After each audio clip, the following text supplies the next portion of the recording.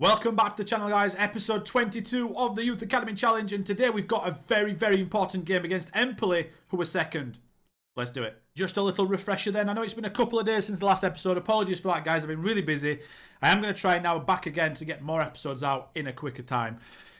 I've also changed the lighting behind, so if it's like going a different colour, you guys, you're not going mental. I've changed that. It's not just blue now. We're fourth in the league. Empoli are second. We're about to play now. They are in 63 points, so 3 points above us with 5 goal difference. The difference between. They've only lost 5 games. We've lost 10, but we've won a game more than them, and they've drawn 6 more than us. So that's why they're 3 points in front. So they are a very good team. They don't lose often, and this is the team we're going to use against them. Gisti's on a bit of form. He's coming back now, which is nice at the right time. Sabatini's just coming back from a little injury. He's severely lacking in match sharpness. We might have to take him off at some point this game, but he's on good form as well. Like I said, this is the team we're going to play. Grossi and Zanotti at centre-backs. Obviously, we need upgrades at left-back and right-back in time, which would be really nice. And everything else is pretty much standard. Here we are then, just kicked off. Empoli at home, Livorno away. We're starting off with Zanotti at the back. I think this is just one of those highlights when the game starts and nothing really happens. I could be wrong. It looks like it's just going to stop there. Yeah, there we are. Right, we're into the game proper now. Sampdoria at the top of the league. Looks like Sampdoria are going to stay at the top. Sampdoria are playing Bari. We're in mid-table. I'm hoping we can have a bit more possession than that. 20% isn't what I'd like. 18%, I don't like that.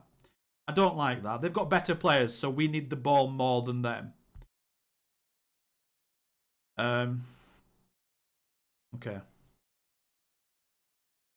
Let's see if that changes slightly. They're not having shots, which I suppose is a good thing. It's creeping up a little bit. No highlights, though. Quite like a highlight, I'm not going to lie. Oh, it's... Yeah, I don't know. I'm not too happy with how this game's going. Before the game, honestly, I was going to go 3-5-2. Flout up front with the 3-5-2 that I've made. Bari are beating Sampdoria. This would be a massive game to win, by the way. This would give it like a 4-horse race for 2 slots. We need to pull something out of this game. We really need to pull a result, even a draw, out of this game. We can't lose this one.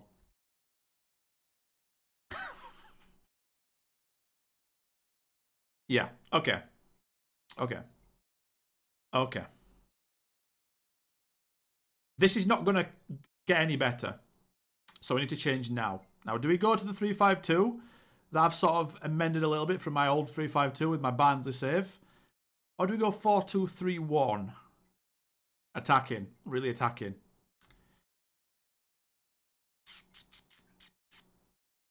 We'll go to the 4-2-3-1 for now. I don't... What is Rossi? Rossi can go there. Gargiulo can go there. Sabatini's not quite an inside forward, but he can stay there for now, and he can come off at half-time if we want to switch to the 3-5-2. I'm going to put these down to fullback because, honestly, there's no point in them being wing-backs. They're just not very good. My fullback areas are so poor. But yeah, that's a goal we didn't need to concede, isn't it? Had Siakos there. 6 foot, 35, but... Yeah, I mean, he's not the tallest, and he's not the best jumper, so it's a bit of a weird one. But I don't know who he's beating the air there. Who's that? Fancelli. I don't know why Fancelli's there. Anyway, is what it is. We're 1-0 down. They've now gone 6 points in front of us. Sampdoria now 9 points in front of us. Let's see if we can get something back from this game. Right, highlight straight away. Hopefully that's a good thing. We have changed formation there. I will, second half, bring a target man on, Flauto, and we'll go 3-5-2 if we have to. No problem. It's a great pass.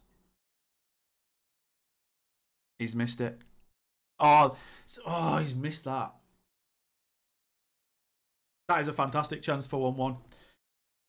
Oh, dear. Right, so just for example, I'm going to show you their striker, Zilli.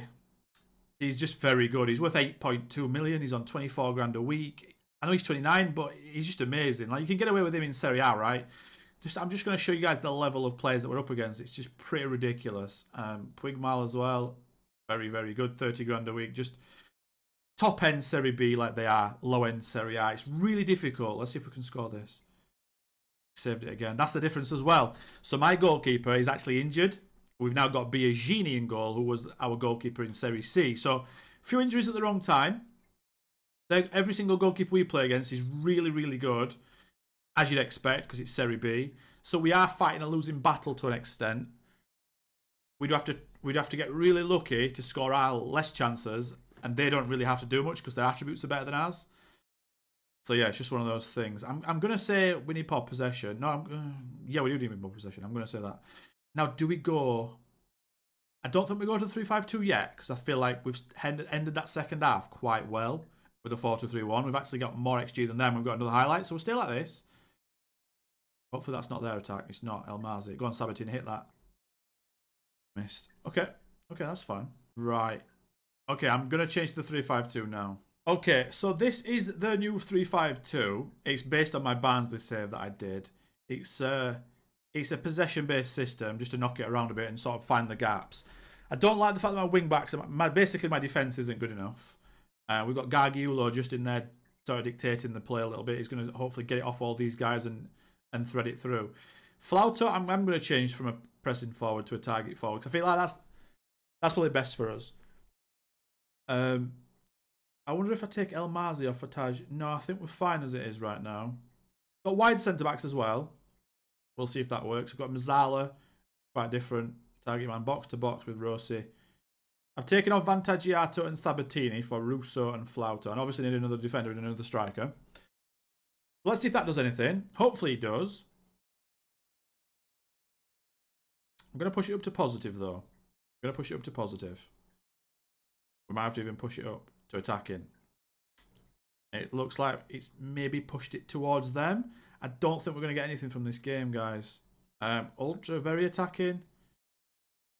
Push the line up really high. Get stuck in. What else have we got? Counter attack, I guess. No, we'll leave it slightly shorter. I don't want to go too... Don't know. There's not much we can do, is there? We can go mad on the rolls if we want. We can put wide centre backs to attack because I don't mind losing 3-1 if we're trying to get the game. So we can put you on defend rather than a cover. We don't want you too deep. You on attack. We could put you on attack as well as a Mazzala. We could put target forward on attack. Get the guys forward a little bit. We probably should do slightly more direct, shouldn't we? We don't want the tempo too high, though. We don't want to go stupid and just lose the ball for no reason. So we're going to go like that. Do you know what? No, we're going to go slightly shorter, but we are going to play out defence. We don't want to hoof it because our system is based around possession. So we're going to go with that. I am going to bring on, however, him. And I could bring Bonomi on, the new guy. We could bring Rossi off on a yellow card and we could put him as a double Mazzala. One support, one attack, maybe. We could also change him to a Regista, which is more aggressive deep line playmaker. We'll try that. Stranger things have happened, right? We'll put you on support as well. Right, I don't think we can do much more than that, to be totally honest. If I guess anything.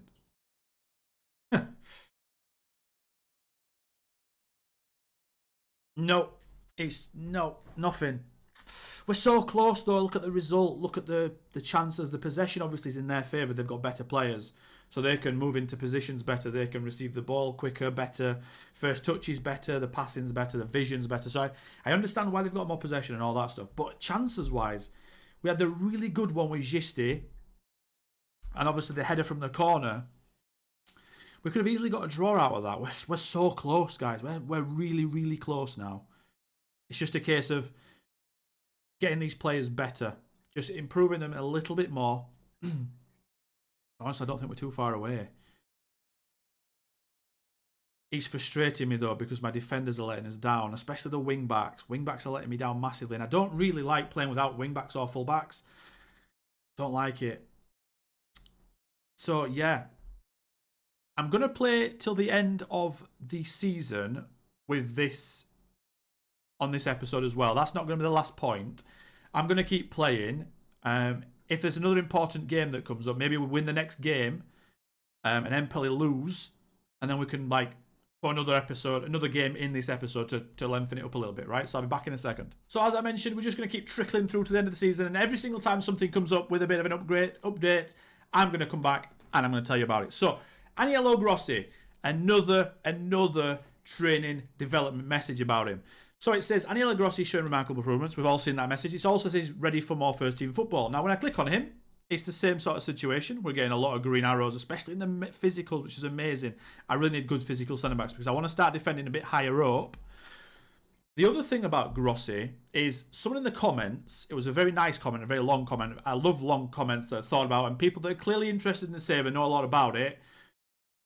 There was a comment from a guy, and he said that Grossi, when he came through the academy, he was only a 3.5-star player. Now, I went back and had a look, and that was correct. I knew it was correct anyway, but I just went and double-checked. So, when Grossi came through, the only reason I signed him was for his professional personality. And obviously, he's gone up to 5 stars. So, I didn't sign him thinking he was going to become anything. So, it just goes to show you guys, if you see someone with decent personality and decent starting attributes, even if they're 3.5-star, 4-star potential, and you're like, oh, it's not 5, they could quite easily be. So, just sign them up for the little £200 a week wages. And now I've got a centre-back that I need to just keep playing, and he's just going to keep getting better and better. So, by the time he's 18, 19, with Zanotti, I'm hoping we can put a nice run together and go up automatically, honestly. So we're so close to that. So every single time we get a bit of an upgrade, a bit of an update, to the to something that's happening, I'm just going to keep coming in. And so this episode is going to be the first game against Empoli, that game just then. And then I'm just going to trickle on to the end of the season. And if a big game comes up, I'll stick that in. If not, I'll just end it at the end of the season in the playoffs, because we'll get the playoffs anyway. And then the episode after this one, I'll record it straight away. I'll do the playoffs, and then that'll be the day after. So you will get 2 episodes in 2 days at least. So you will find out in the next day or two what we've done, basically what's happened, and if we're another season in Serie B or we're in Serie A.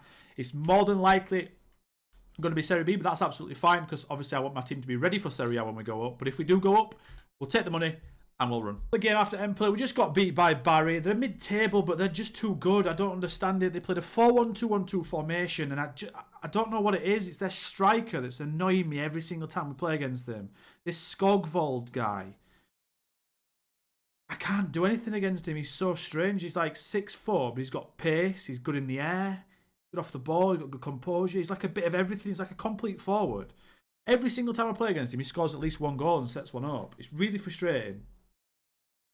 Like I said, they are 9th as well. So I just don't think we're good enough, guys. We've got slight injuries to Gisti for 2 or 3 days and Fino for 1 or 2 days. But we've dropped down to 5th now. We're just not good enough.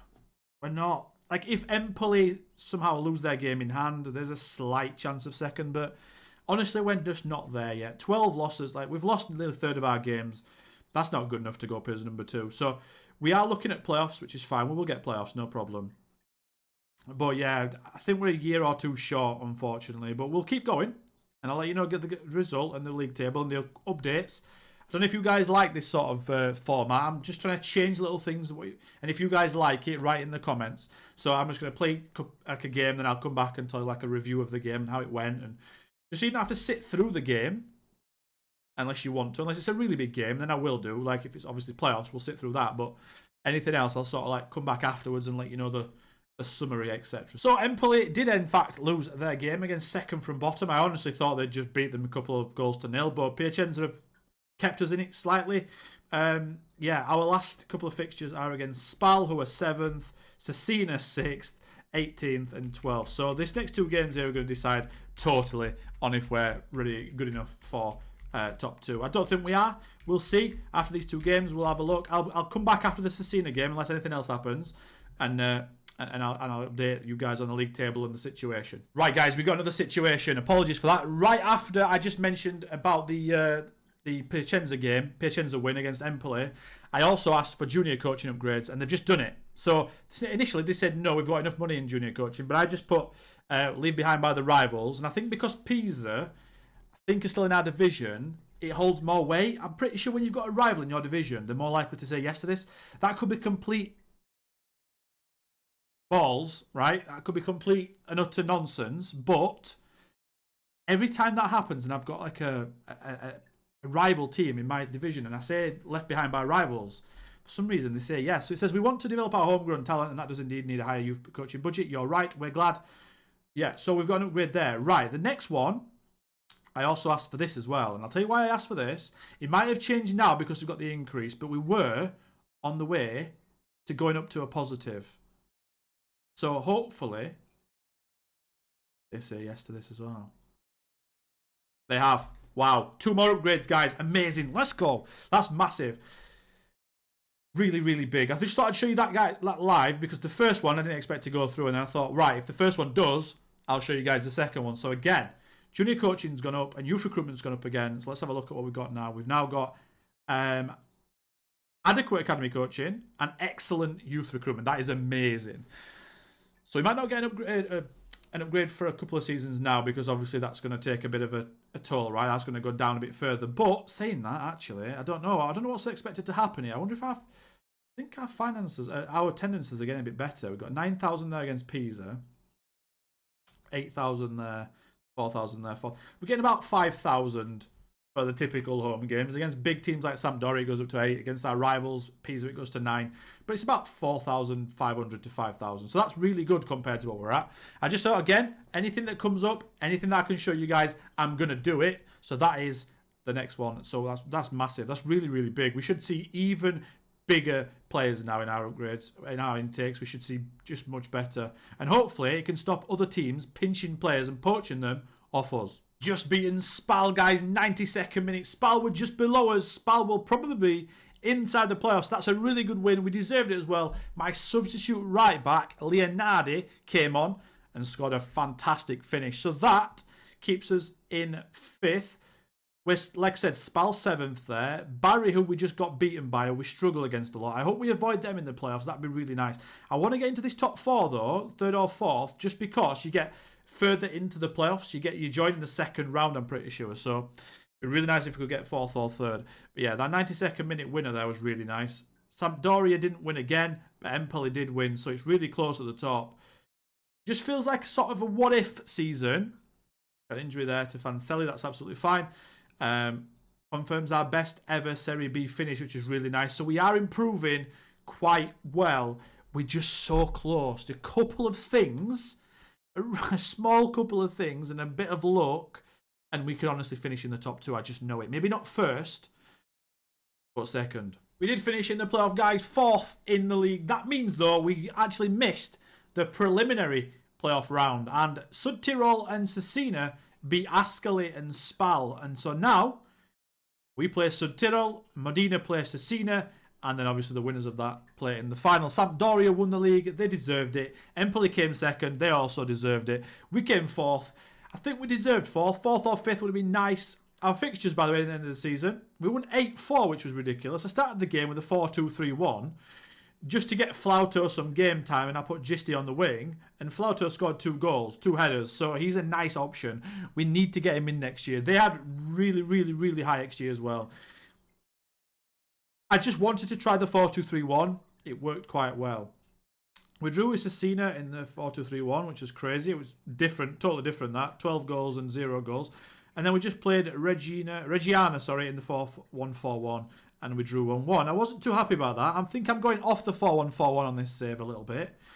We might start with it against Südtirol, because the 95% of the season we have used 4-1-4-1, as you can see just at the top there. So I don't want to veer away too much from what we have been using this season. I just wanted to show you guys the road to the playoffs sort of thing and anything that was happening. So the upgrades, the players getting better, etc., the results. So the next episode is going to be the playoffs. So until then, I'm going to catch you next time, guys. Hit the like, hit the subscribe button, and I'll catch you then. Goodbye.